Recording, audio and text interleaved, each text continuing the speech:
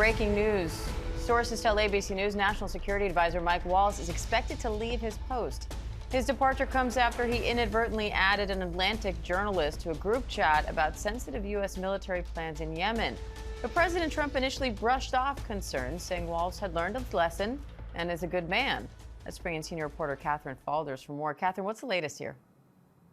Well, look, we know that Michael Waltz, the National Security Advisor, is expected to leave his post as National Security Advisor. There could possibly be other people who work under him who will be leaving as well. We know that President Trump, we're told by sources, is expected to make an announcement about this change soon. We also know that there has been chatter inside the West Wing and inside the White House about who would potentially replace Waltz if he were to leave. So it's not clear if they will announce a replacement immediately, but we do know that there is at least a list of names that have been casually discussed among top White House advisors. You see that photo of Michael Waltz and Pete Hegseth, the defense secretary that you were just showing up on the screen. Of course, Hegseth was on that Signal chat as well, and he circulated sensitive information on that chat. Michael Waltz, of course, as you mentioned, was the one who inadvertently added that Atlantic reporter Jeffrey Goldberg to that Signal thread. Now, we do know that the president has, behind the scenes, not been particularly happy with the way that this played out. And for Mike Waltz's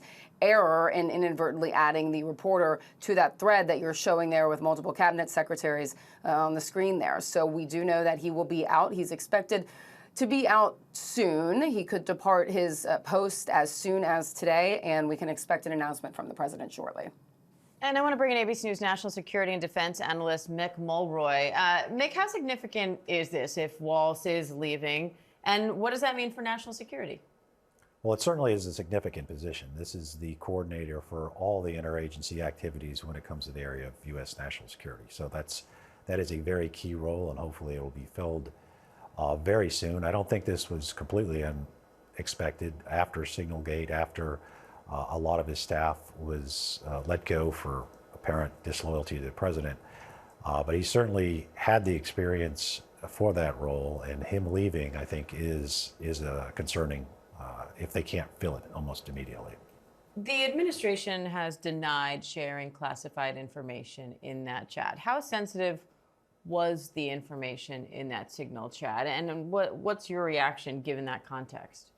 So one of the most sensitive pieces of information we have, it is about the actual carrying out of a military operation before it happens, with enough details that if it was leaked and got to the enemy, they could use it to essentially shoot down our aircraft. So it was very sensitive.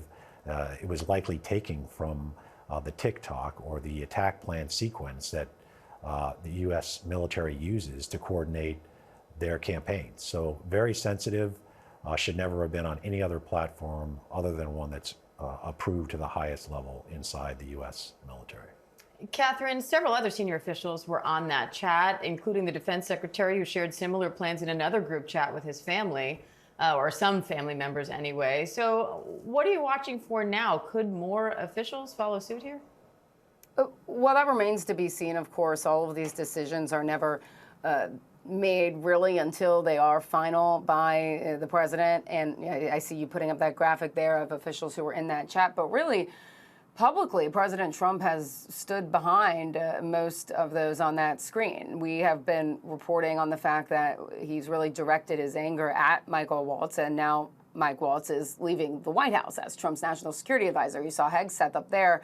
Trump has publicly stood behind Hegseth, and we're told privately he has as well. He doesn't have any intention, at least at this point, I should say, to remove Hegseth as a defense secretary, even though there have been multiple additional reports coming out about Hegseth and his actions at the Pentagon. So while it's always a possibility that more people could leave, we aren't getting any indication right now that Michael Waltz will be the first one, that this will be a domino effect in some way. Of course, that could always happen.